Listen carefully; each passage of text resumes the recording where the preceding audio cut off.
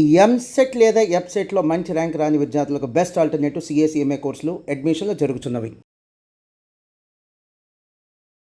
వాగర్థావివ సంపృక్తౌ వాగర్థ ప్రతిపత్తయే జగతః పితరౌ వందే పార్వతీ పరమేశ్వరౌ. ఆదిత్యాయ చ సోమాయ మంగళాయ బుధాయ చ గురుశుక్ర శనిభ్యశ్చరాహవే కేతవే నమః. శృంగేరి జగద్గురు పీఠాధిపతులకి, కంచి పీఠాధిపతులకి నమస్కారములు తెలియచేసుకుంటూ కార్యక్రమాన్ని ప్రారంభిద్దాం.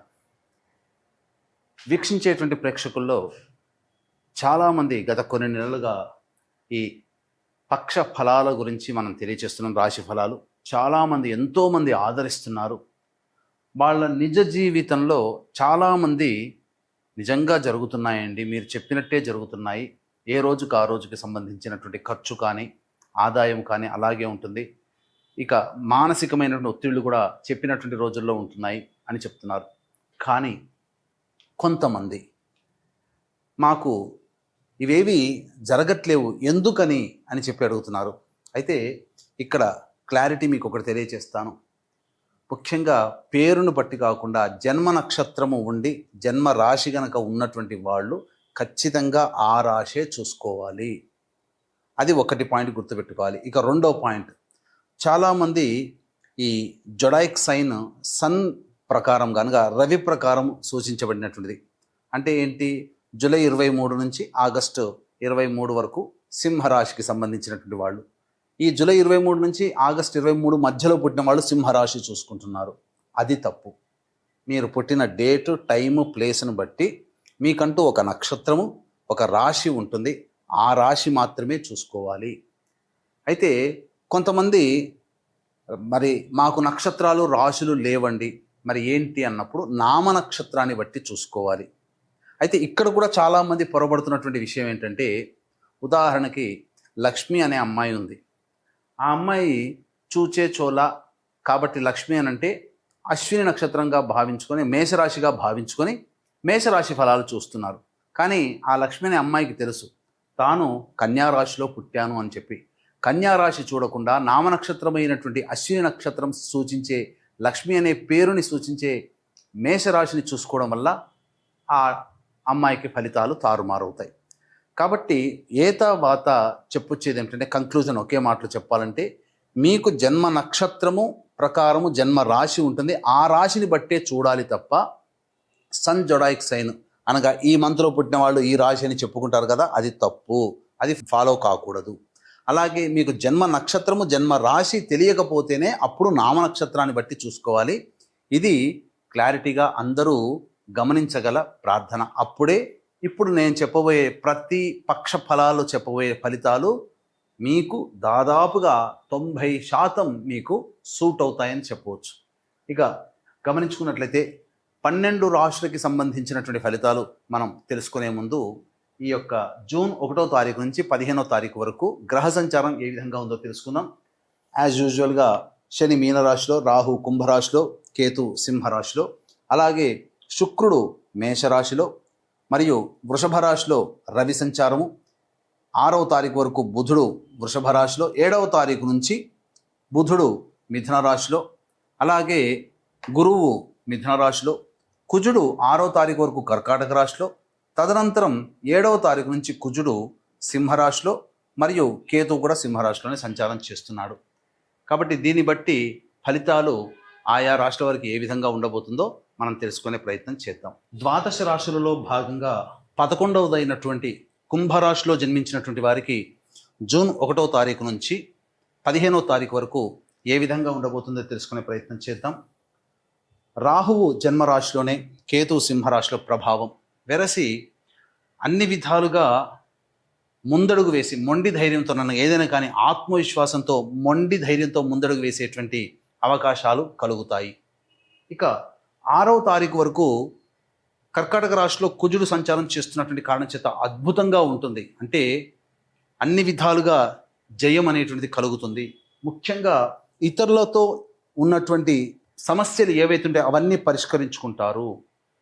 ముఖ్యంగా లోన్లు శాంక్షన్ అయ్యే అవకాశం ఉంటుంది. రావాల్సినటువంటి రాని బాకీలు వసూలవుతాయి. అలాగే భూ వివాదాలు, ఆస్తి తగాదాలు 6వ తారీఖు లోపల పరిష్కారం చేసుకోగలిగితే మేలు. 7వ తారీఖు నుంచి కుజుడు సింహరాశిలో సంచారం చేస్తున్నటువంటి కారణం చేత మొండి ధైర్యము ఆత్మవిశ్వాసం స్థానంలో అతి ఆత్మవిశ్వాసము అతి మొండితనము పెరగడం, ఈ కారణం చేత అందరినీ కూడా చులకనగా చూసేటువంటి స్వభావం పెరుగుతూ ఉండడము, మీరే గొప్ప అనే స్థాయికి వెళ్ళిపోవడము, ఈ కారణం వల్ల చాలా మటుకు ముందు ముందు భవిష్యత్తులో సమస్యల వలయంలో చిక్కుకునే సంఘటనలకి మీరు పునాది వేసుకుంటారు. కాబట్టి తగ్గి ఉండే ప్రయత్నం చేయండి. ఇక 2వ రాశిలో శని సంచారం చేస్తున్నటువంటి కారణం చేత మీనరాశిలో ప్రధానంగా ధనపరమైనటువంటి విషయాల్లో కాస్త జాగ్రత్తలు పాటించండి. మీ దగ్గర ఉంది కదా అని చెప్పేసేసి ఎవరికి పడితే వాళ్ళకి అప్పుగా ఇవ్వడమో లేకపోతే సహాయం ద్వారా మీ డబ్బుని కోల్పోతారు. ముఖ్యంగా కుటుంబపరముగా అనగా కుటుంబానికి సమయం కేటాయించలేని పరిస్థితి కలుగుతుంది. ఇక శుక్రుడు మేషరాశిలో సంచారం చేస్తున్నటువంటి కారణం చేత నూతన వ్యక్తులు పరిచయం అవుతారు, నూతన స్త్రీలు ముఖ్యంగా పరిచయం అవుతారు. అలాగే ఇతరుల సహాయ సహకారాలతో మీ పనులన్నీ చక్కబెట్టుకుంటారు. ముఖ్యంగా అన్ని విధాలుగా ఒక ఆనందదాయకంగా గడపడానికి మీరు మార్గాలు ఏర్పరచుకుంటారు. అలాగే మీ యొక్క హోదాకి మించి ఖర్చులు కూడా పెట్టే అవకాశం ఉంది. అంటే హోదాకి తగ్గట్టుగా హోదాని ప్రదర్శించడం కోసం అనవసరమైన ఖర్చులు కూడా పెట్టే అవకాశాలు గోచరం అవుతుంటాయి. ఇక 4వ స్థానంలో ఈ యొక్క బుధుడు 6వ తారీఖు వరకు సంచారం చేస్తూ ఉండడం, ఈ కారణం వలన మీ తెలివితేటలతో అన్ని సమస్యల్ని పరిష్కరించుకోగలుగుతారు. ముఖ్యంగా ఉద్యోగంలో రాణింపు ఉంటుంది, ఇంటర్వ్యూలో ఉన్నటువంటి వాళ్ళు సెలెక్ట్ అవుతారు. పోటీ పరీక్షల్లో ఉన్నటువంటి వాళ్ళకి 6వ తారీఖు లోపల కనుక ఉంటే ఖచ్చితంగా మీరు ఊహించిన దానికంటే అధిక శాతంతో ఉత్తీర్ణత శాతాన్ని పొందుతారని చెప్పవచ్చు. అయితే అర్ధాష్టమ రవి ప్రభావము చేత చేస్తున్నటువంటి వృత్తి ఉద్యోగ వ్యాపారాల్లో కొన్ని ఒడిదుడుకులు ఈ రవి వృషభ రాశిలో సంచారం చేస్తున్నటువంటి కారణం చేత పొందే అవకాశం ఉంటుంది. ముఖ్యంగా ప్రభుత్వపరమైనటువంటి దండనలు విధించే అవకాశం ఉంటుంది. ఈ కుంభరాశిలో జన్మించినటువంటి వారికి వాహన చలాన్లు పడేటువంటి అవకాశాలు ఎక్కువగా ఉంటాయని చెప్పవచ్చు. ఇక 7వ తారీఖు నుంచి బుధుడు మిథున రాశిలో సంచారము, ఇది మీ యొక్క సామర్థ్యాన్ని తక్కువ చేసే విధంగా ఉంటాయి. మీ తెలివితేటలు పనికి రాకుండా పోతాయి. అంటే సరైన నిర్ణయాలు తీసుకోలేకపోతారు, స్పాంటేనియస్గా సమయస్ఫూర్తితో మీరు వ్యవహరించలేకపోతారు, తద్వారా కొన్ని ఇబ్బందికర పరిస్థితులు. అట్లాగే స్పెక్యులేషన్ రంగంలో ఉన్నటువంటి వాళ్ళు మీరు మొట్టమొదట కరెక్ట్గానే ఊహిస్తారు, కానీ నిర్ణయం తీసుకోవడం వల్ల ఆ స్టాక్స్లలో డబ్బుల్ని ఎక్కువగా నష్టపోతారు. అంటే డబ్బు ఖర్చు కాదు, అంటే ఇక్కడ జరిగేటువంటిది ఏంటంటే మీ నిర్ణయం వల్ల మీకు అధిక లాభం వచ్చేది కాస్త లాభం రాకుండా ఉంటుంది. ఆ లాభం తగ్గిపోతే నష్టమే కదా. ఇక మిథున రాశిలో గురు సంచార ప్రభావం మీకు సంపూర్ణముగా అన్ని రంగాలలో ఉన్నటువంటి వారికి దైవ అనుగ్రహం కలుగుతుంది, మద్దతు ఉంటుంది, అదృష్టం కూడా ఉంటుంది. కానీ ఒక గ్రహం మీకు అనుకూలంగా ఉంటే మిగతా గ్రహాలు అనుకూలంగా ఉంచాలి కదా. కాబట్టి మీరు మిగతా గ్రహాల యొక్క అనుగ్రహాన్ని పొందే ప్రయత్నం కూడా చేసుకుంటే చాలా మంచిది. అదృష్ట రూపంలో దైవం మీకు తోడ్పాటు సహాయ సహకారాలు మీకు అందిస్తాయని చెప్పవచ్చు. ఇక ఈ కుంభరాశిలో జన్మించినటువంటి మహిళలకి గతంలో కంటే కూడా మెరుగైనటువంటి జీవనం ఉంటుంది. మీ హోదా పెరుగుతుంది, హోదాకి తగ్గట్టుగా మీ ఖర్చులు పెట్టాల్సినటువంటి పరిస్థితి వస్తుంది.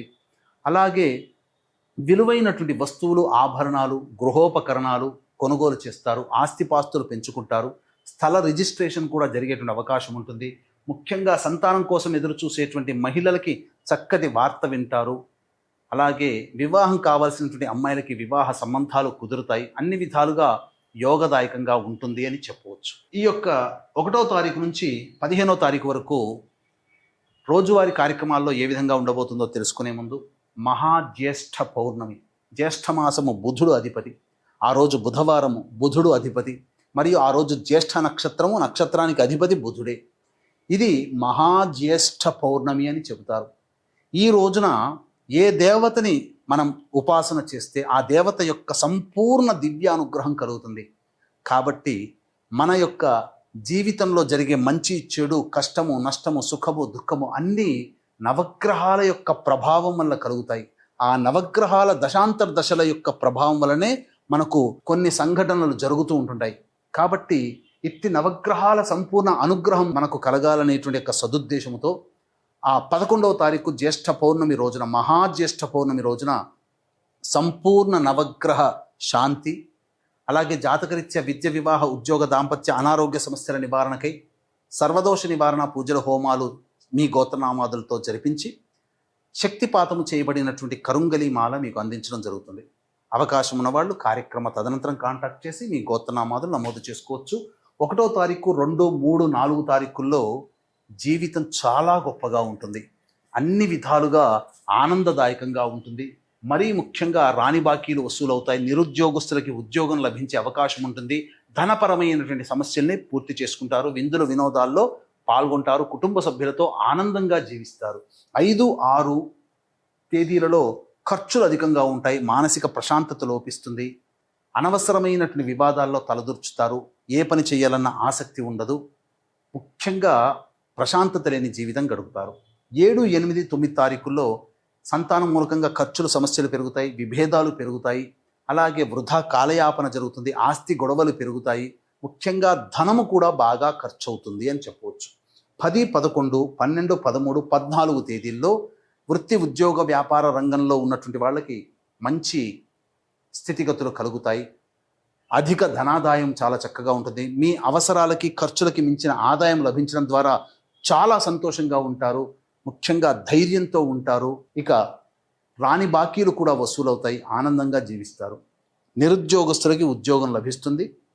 15వ తారీఖు రోజున మాత్రం ఖర్చులు అధికంగా ఉంటాయి. అనవసరమైనటువంటి ప్రయాణాలు చేస్తారు. ముఖ్యంగా ఏ పని చేయాలన్న ఆసక్తి ఉండదు. సరైన నిద్ర ఉండదు. సమయానికి భోజనం చేయరు. ఒక జిగ్జాగ్ లాగా ఉంటుంది. వృధా కాలయాపన ఎక్కువగా ఉంటుందని చెప్పవచ్చు. ఇక గమనించుకున్నట్లయితే ఇప్పుడు చెప్పబడినటువంటివన్నీ కూడా మీ దైనందిన కార్యక్రమాల్లో జరిగే మంచి, చెడు, ఆదాయము, ఖర్చులు. ఇక ఇంతకంటే ఇంకా మీ యొక్క జాతకం గురించి సంపూర్ణంగా తెలుసుకోవాలి అని అంటే దగ్గరలోని మంచి ఉపాసనా పరులైనటువంటి జ్యోతిష్యులని సంప్రదించి వారి సలహాలు, సూచనలు కనుక పాటించినట్లయితే మరింత మెరుగైనటువంటి జీవితాన్ని పొందుతారని తెలియచేయవచ్చు. అలాగే మహాజ్యేష్ఠ పౌర్ణమి రోజున ఏ దేవత ఉపాసిస్తే ఆ దేవత అనుగ్రహం సంపూర్ణంగా ఉంటుంది కాబట్టి మనల్ని నడిపించేది నవగ్రహాలే కావున సంపూర్ణ నవగ్రహ శాంతి, జాతకరీత్యా కలుగు అన్ని రకాల దోష నివారణకి సర్వదోష నివారణ హోమాలు అనేటువంటివి జరిపించి శక్తిపాతం చేయబడినటువంటి కరుంగలి మాలని మీకు అందించడం జరుగుతుంది. అవకాశం ఉన్న వాళ్ళు ఆ 11 జూన్ తారీఖు రోజున 9 గంటలకు ప్రారంభమవుతుంది కాబట్టి ఈ లోపల నమోదు చేసుకోండి. మ్యాక్సిమం 8 గంటల లోపల ఆ 11వ తారీఖు రోజునైనా నమోదు చేసుకునే ప్రయత్నం చేయండి. సర్వం శ్రీ ఉమామహేశ్వర పరబ్రహ్మార్పణమస్తు.